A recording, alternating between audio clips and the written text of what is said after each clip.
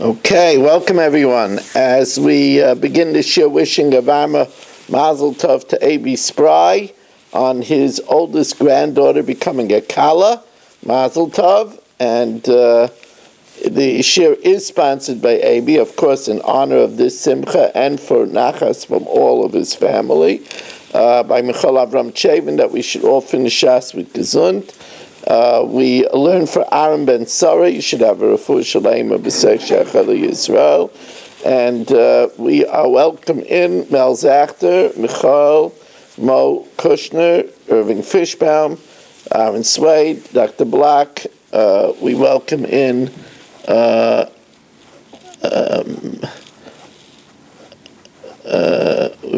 Ben Cian Cohn, A.B. Spry, Shimon Deer, Yitzi Muller, Stephen Holtzman, Menachem Yamansky, Eddie Chazan, Shelley Zeitlin, Yitzi Fuchs, Yeshua Shmuel Eisenberg, Moshe Lehman, Naftali Jablin, Ilya Shutman, Chaim Braun, and here in the shul we have Barish Gesseman and Michal Avram, Ruvain Shanit, and Reb Halpert. It's great having all of you here. David Helfgott on Kol HaLashon. And we are holding at the Mishnah, the second Mishnah on the bottom of Kuf Vav Amid Beis. Second Mishnah on the bottom of Kuf Vav Amid Beis. Hamekabel mechaveirai, hamekabel sada mechaveirai, lizara sa'orim. If, let's say, that Berish leases a field from me to plant barley, Lo Yizra Enachitim. He shouldn't plant it wheat because wheat drains the ground more than barley. Chitim, but if he leases it to plant wheat, then Yizra Enasayim. He could plant it barley because that's easier on the land. Reb Shimon Gamliel says no, he can't deviate from contract. Tvua, if he contracts it to plant grain, lo yizrana kitnius. He shouldn't plant legumes because legumes drain the land more. Kitnius, yizrana tvua. He could plant grain because that's easier on the ground. However, Reb Shimon Gamliel prohibits it, again, because he's not supposed to deviate from contract. So right away, as we start the Gemara, welcoming in Rabbi Kranz, 4 lines from the bottom of Kuf Vav Amid Beis, Amar Rav Chisda, my time under Reb Shimon Gamliel. What's the reason Reb Shimon Gamliel? D'chsiv she'eris Yisrael lo yasa avla. The remnant of Yisrael should not do injustice. V'lo yedabru chazav. They should not speak falsehood.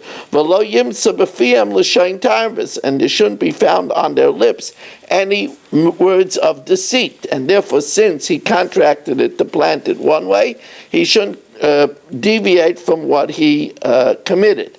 So the Gemara says, well, we see not that way. We see Meisvei Migvas Purim LePurim, a collection of Purim, should only be used for Purim. However, we're not careful when we give it to the poor people. We're not careful to check on Purim if they're really worthy of it or not. Since he was given it to use on Purim, he can't deviate and use it even to buy shoelaces, unless he made up with the members of the town board. Reb Shimon Gamliel, however, is Mekel. So even though Reb Shimon Gamliel says, even though he's deviating, but since it doesn't make a difference to the people that gave it, whether he uses it for his shoelaces or for food on Purim, so therefore Reb Shimon Gamliel is not makpid. So then over here also Reb Shimon Gamliel shouldn't be mind if Berish deviates and he makes up to plant legumes, which drains the ground more, he should be able to deviate and use it for grain. So the Gemara says rather a different reason for Reb Shimon Gamliel. Amar Abaye Taimer de Reb Shimon Gamliel Kidamar. The reason is like the master over here, Rashi says, refers to Rabba Bar Achmeni, who was Abaye's Rebbe.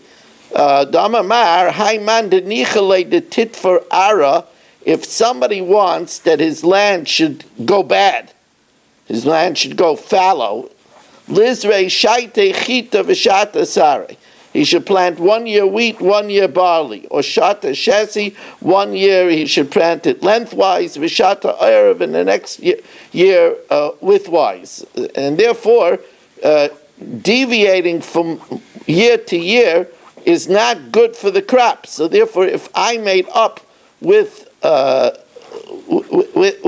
bearish to use legumes, that's because the year before I used legumes, and therefore he can't deviate, even though the wheat would be better, it wouldn't drain the land. But this is only if a bearish did not plow it right after the harvest, and then a plow again before the new crop. But if he plows it twice, less lanba, and then even according to Reb Shimon Gamliel, it wouldn't be a problem for him to deviate. Tvua, if he makes up to plant grain, lo yizra and a kitnius, he shouldn't plant the legumes because the legumes drains the land more. Masnale Rav Yehuda Ravin, so Rav Yehuda taught to Ravin differently in our Mishnah. He taught Tvua Yizra and a kitnius. If I make up with bearish to use it for grain, he could use it for legumes. So Amalei, so Ravin said to Rav Yehuda, but va'anan tanan Tvua lo Yizra and a kitnius. Answers the Gemara, Amalei loy kasha halon, one is for us in Bavel, halahu, one is for them in Eretz Yisrael. In Bavel, the ground was marsh-like and moist, and therefore it was easier. And therefore, since it was easier, it wouldn't be a problem to go from grain to legumes because the ground is so moist. Amalei Rav Yehuda l'Rav Rav Nachman. Now the Gemara teaches us other rules. You know, we talk about tangential discussions. Certain things go into the Shas simply because we mentioned that Rav Yehuda said to Ravin. So we're going to learn other things that Rav Yehuda said to Ravin. Amalei Rav Yehuda l'Ravin bar Rav Nachman. Ravin achi. Ravin, my brother. Now here he's just saying it in a term of endearment. It's not really that he was his brother. Ravin achi. Hani tachle debei kisna. If some cress grows amongst the flax, ein ba mishum gezel. You could go into the field and pick it out, because the owner doesn't want the cress, because the cress damages the flax. But if the cress is growing on the border, and it's not near the flax, then yesh mishum gezel, there is gezel. However, v'im hukshu lezera, if the cress is already hard enough that the seeds are developed, then afilo debei kisna nami, even if they're growing amongst the flax, yesh ben mishum gezel, because once the seeds ripen, any damage that was done already. Because my timer, my afsid, any damage that was done was already done, and therefore now it's not going to do any more damage, and therefore the owner does not want you to take it away. Amalei Rav Yehuda l'Ravin bar Rav Nachman, another tangential discussion. Amalei Rav Yehuda l'Ravin bar Achen, Ravin achi, Ravin my brother. Hani dili dilach. Fruit of mine is really yours. Vidilach, and what's yours is dili, is really mine. Because what happens is if there's a tree in my field, but the roots go into your field, and the roots are exclusively in your field, so it belongs to the place where the roots go. And therefore, what looks like mine is yours, and vice versa. Because nog b'nei mitzvah, because this is the practice of people that share a boundary, ilan anoita lekan lekan, a tree that's in one place, but its roots are entirely on the other side, belongs to the side where the roots are. V'anoita lekan lekan, and vice versa. De'idmar ilan ha'imid ha'meitzer, ha'noita lekan lekan, the tree whose roots are turned to one side belongs to that side, and vice versa. Ushmul amar cholkin. Shmuel, however, says that if the tree is on the one side and the roots are on the other side, he says they should be divided. So the Gemara asks, Ilan ha'oimed al ha'meitzar, a tree that stands on the border, yachloiku, you divide it. So you see that's a refutation of Rav, to Yufta the Rav. So the Gemara says, Shmuel says, it's not a refutation of Rav. There it's talking about where the roots go to both sides. It's talking about the tree fills the boundary of the field and the roots grow into both sides. If the roots grow into both sides, even Rav agrees that they split it. So the Gemara says, if the roots go to both sides, so then what's the chiddush? The chiddush is even though the roots grow to one side, the majority of the fruit leans on one side. So we might say that the person with the fruits lean on his side, he could draw the line and take all the fruit. Says Gemara, well, what's the chiddush? Divided this way. Kamash Malan, the Amalei, my chaz is the Palgas Hachi. Why do you say you divided going down the width of the tree and taking all the fruit that's on your side? Ploig Hachi, divide it the other way, and I'll take half the fruit, and you take half the fruit. And that's what you do when the roots go to both sides. Again, Amalei Rav Yehuda l'Ravin bar Rav Nachman. Rav Yehuda said to Ravin bar Rav Nachman, Ravin Achi, Loi tizvin ara desmicha lamasa. Don't buy land that's near the town. Now, the reason why he said this is because if the land is near the town, then that means the townspeople will always see it. And they'll give it an ayin hara, they'll give it the evil eye. When they see your crops growing lushly, they'll give it the evil eye. It's forbidden for a person sheyamid al stei chavera to stand and gaze at his friend's field when it's standing in its full growth, because people look at it enviously and give it the evil eye. So because of that, it's not good to have land near the city. Says Gemara, Ini, is that so? The Rabbi Abba found the disciples of Rav, and Amar lahu, he said to them, "My Amar Rav bahani kroi." How did Rav expand the following psukim? Baruch atah be'ir, Baruch atah b'sada. Blessed are you in the city, blessed are you in the field. Baruch atah b'vayecha, blessed are you when you come. Baruch atah b'tzeisecha, and blessed are you when you leave. Va'amru lei, and he said, Hachi Amar Rav, Baruch atah be'ir, blessed are you in the city, she'yeh b'eischa samach l'beis hakneses, that you should live next to shul. Baruch atah b'sada, because some places the shul was outside of the town. So blessed if you live near the shul. Baruch atah b'sada, she'yunisecha kroivin le'ir, that your property should be near the city. So that's a kasha. We said that the property shouldn't be near the city. This is the kasha. But let's see how the Gemara finishes off. Baruch atah b'vayecha, blessed are you when you come. That means that when you come home from a journey, you shouldn't find your wife a doubtful nida. Either she should be tar, or she should be tameh. But a doubtful nida would be hurt, because maybe you want her so much, and maybe you're avoiding her for nothing. So, shaloi timtza ishtecha safik nida b'shas biyoschem en haderech. Baruch atah b'tzeisecha, blessed are you when you leave. Sheyehei, that means sheyehei tzeisecha, your produce, your children, that your children should be like you, that they should be on your level. So, v'amalahu, so Rabbi Abba said, well, Rabbi Yochanan lo yamar hachi.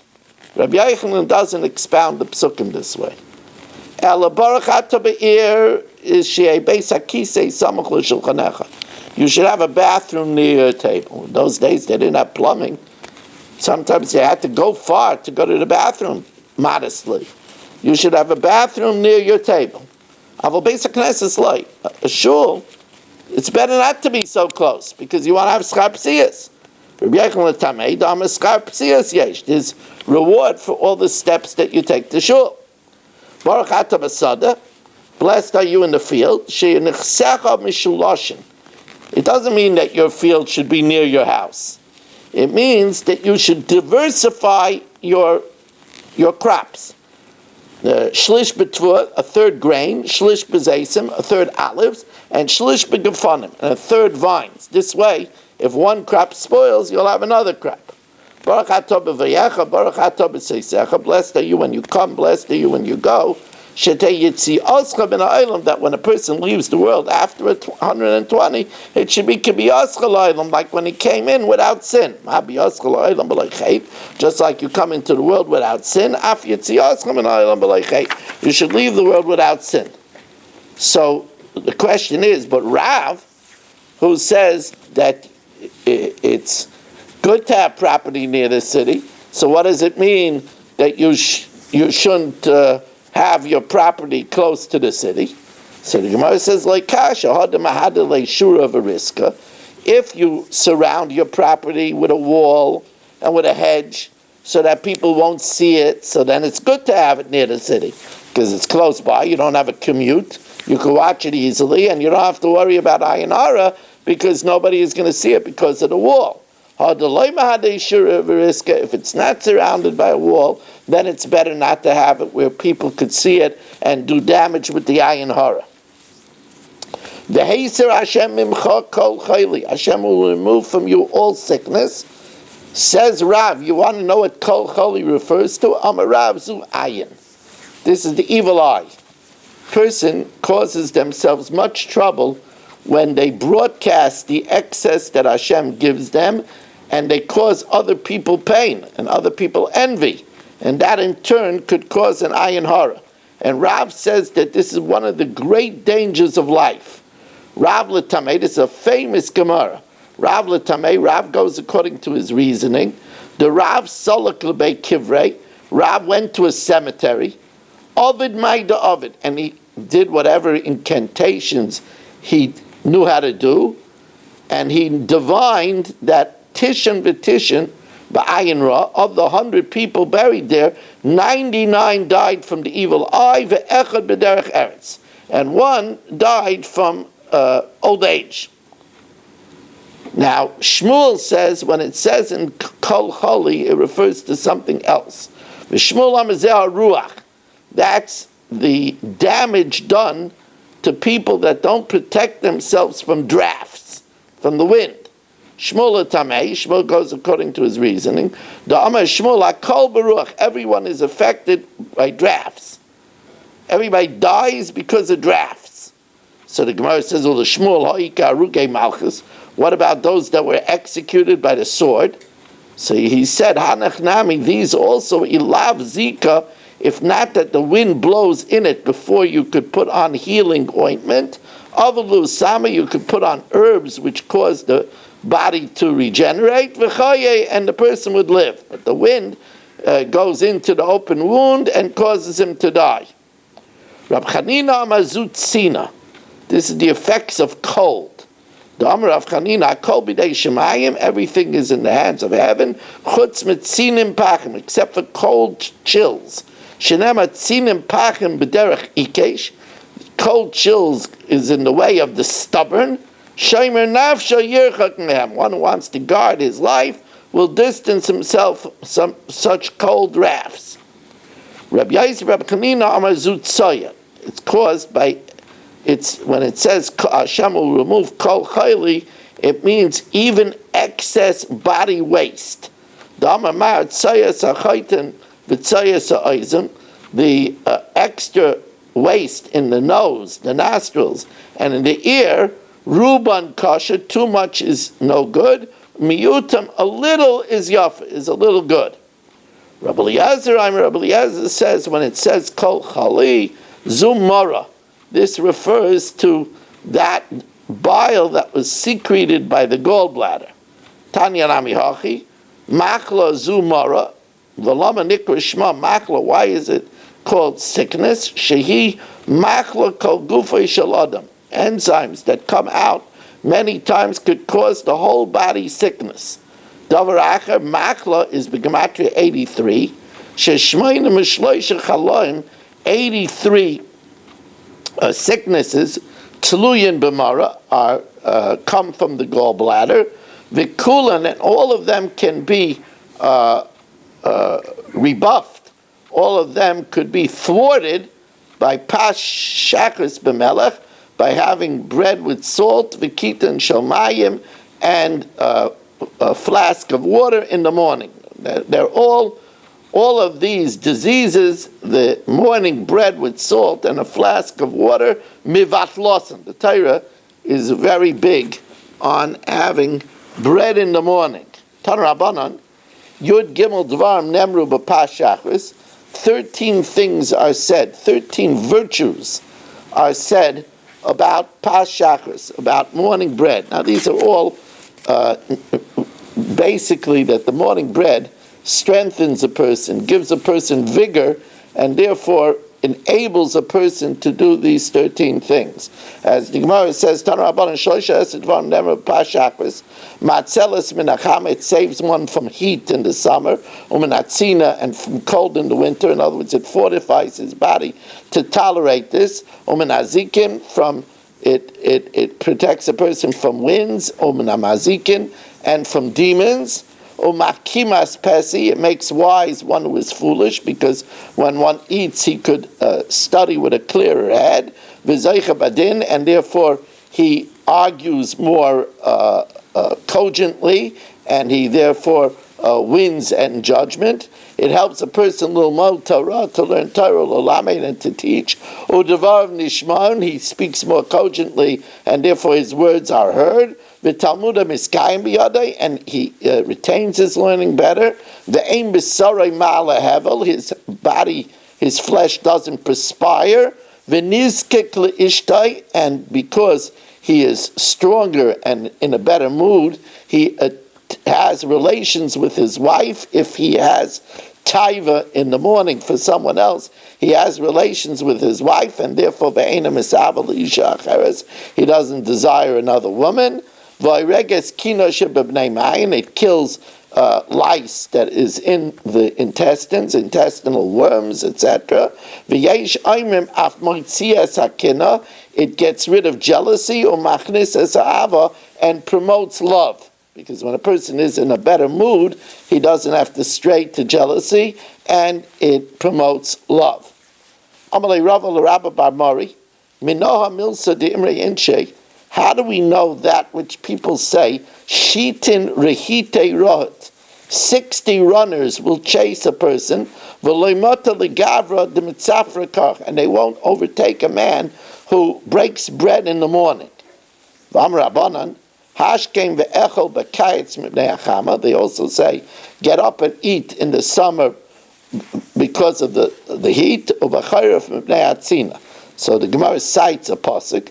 Amalei dichsiv lo yiravu v'lo yitzmo. He's not hungry, he's not thirsty, and therefore v'lo yakem shara v'shemes. He won't be affected by heat and sun. Why lo yakem shara v'shemesh? Because kevad lo yiravu v'lo yitzmo. Since he's not hungry and thirsty, he has his pas b'melech and his flask of water. Amalei. So he said to him, At amrit li mehasam, you quote me that pasuk. I will quote you another pasuk. It says, you should serve Hashem. Of course, that refers to davening. And he will bless your bread and your water. Because we know, what's the work of the heart? That's tefillah. Everybody should remember, when you daven, you got to work. Davening is not just done while you're sitting back. You have to work to concentrate. And you bless, and you will bless your bread and your water. And therefore the pasuk then says, once you have your pas shachris, I will remove sickness from your midst. I will tell you that I used to bring Rav Moshe breakfast. And Rav Moshe had a king's breakfast. After davening, he had washed, he had bread, he had 2 slices of rye bread, he had 2 hard-boiled eggs, he had cooked cereal. This is all a breakfast in his 80s. And then afterwards he had a tea. Amalei Rav Yehuda l'Rav Ada Mishucha. So now Rav Yehuda says to Rav Ada, Mishucha means the measurer, the surveyor. He says, Loi tizalzel b'mishkasa. When you're measuring out fair portions, let's say for ears, and you're hired to measure them out equal portions, or a partnership that is being divided. He says, like Tazazel b'mishchasa, don't be negligent, because you might think, what's a few inches here or there? The kol persa, because every few inches of land, chazi lekurkuma rishka, you could plant very expensive garden saffron. So therefore, don't be negligent. Amalei Rav Yehuda l'Rav Ada Mishucha, Arba amas ta'anigra zelzelvahu. When there was an irrigation canal, so they made up that people on either side of the irrigation canal should not plant 4 amas, so as not to undermine the walls. So he says you don't have to be so exact with that. But da'anara, but along the bank of the water, with the walls along the bank of the river, which everybody uses, loitim shechnu klal, don't measure it at all, but rather give a wide amount without measurement, because that belongs to everybody, and there's no one there that could be meichel it. Rabbi Yehuda l'tamei dam Rabbi Yehuda, Arba amas nigra is only the Bnei Nigra, is only the people of the canal itself. Da'anara, but the river belongs to everybody. The Kuli Alma, there you have to be very careful. Machriz Reb Ami. Reb Ami announced about the riverbanks. Maloi kasvei nagdei, you have to leave the width of the width from shoulder to shoulder of the nagde, of the people that pull the barges. That area along the bank you have to leave clear. B'tzrei avnei nara, and on the 2 sides of the river, kutsu. If there's trees, you could cut them down. You could cut down trees on either side of the river, the width from shoulder to shoulder of the people that pull barges, so that they could pull with the ropes the boats when they come in. They could pull them upstream. Rav Nosson bar Oishia cuts shitzer amsa. So Rav Nosson bar Oishia started cutting trees 16 amas, a whole 16 amas. That's a huge amount. That's like 32 feet on either side of the river. Also, Alei B'nai Ashrunya, the people of Ashrunya who had forests there came and dafnu, and they pushed them aside. Now, who's Sava Karishas Harabim? He thought that you have to give them the girth of a Rishas Harabim. That's what he thought. But it's not so. Velohi. Hasam being in Kulehai, and a Rishas Harabim, you need 16 amas, because you need the wagons to be able to go there and room for people to walk. But here it's only that the people that pull the barges should be able to pull the ropes and pull them upstream. It's enough to have the width of the shoulders of the bargemen. Welcome, Marshall. You've been very missed.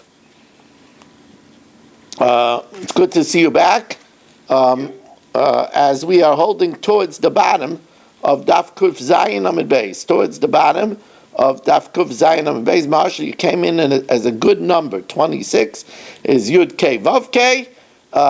So says the Gemara, Rabba bar Rav Huna Havaleahu Abba Aguda Denara. Rabba bar Rav Huna had a forest on the bank of the river. So Amrulay, the people of the barges, said to him, Naked Smar, cut down your trees. Amalahu, so he said, look, if the people above me and below me cut down their trees, so then I'll cut mine too, because then you'll have the area to pull the barges. Amalahu, if the people above me and below me cut it down, then I'll cut it down. But if above me and below me don't cut down, you can't pull the barges anyway because they're in the way. So the question is, shouldn't Rabbi Bar Avuna set an example? He should do it first, and then the other people will do it.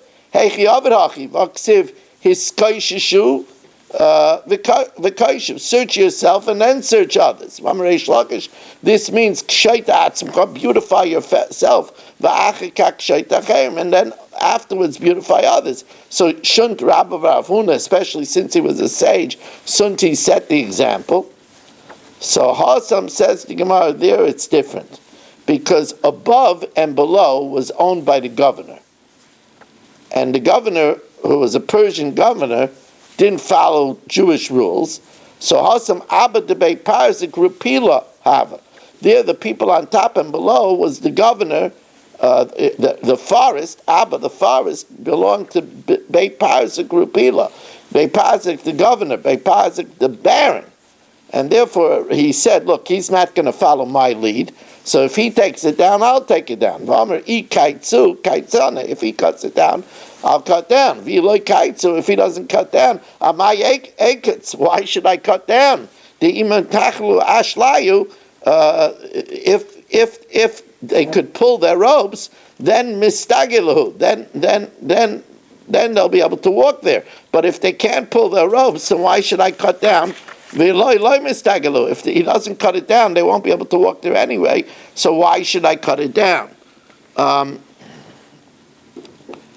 Rabba Bar Nachman.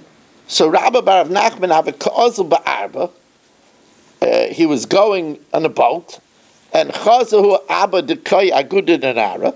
He saw Rabba Bar Avuna's forest there by the bank of the river, and Amalahu Daman. He said, who has their forest by the bank of the river? It's supposed to be cut down the width of the from shoulder to shoulder of the bargeman. Amrulay the Rabbi Bar Avuna. He says Rabbi Bar Avuna. Amar. So he said, Vayad Hasorim, the hand of the nobles, Vaskanim, and the viceroys, Hoysa Bamal Hazeri Shaina, is in this trespass. In other words, he said it's wrong. Amalahu Kutsu. So he told them cut it down. So Kutsu, they cut it down. So also Rabbi Bar Avuna came, Ashkechei the Kayetz, he saw that his forest was cut down. Amar Man Katzia, who cut down my forest, Toketz Anofe, let his branches be cut down. In other words, let his children be cut down. Amar Kulu Shnei de Rabbi Bar Avuna, all the years of Rabbi Bar Avuna, Lo Yikayim Leizar, there did not live the seed of Rabbi Bar Nachman. We're just going to go over here to change the channel.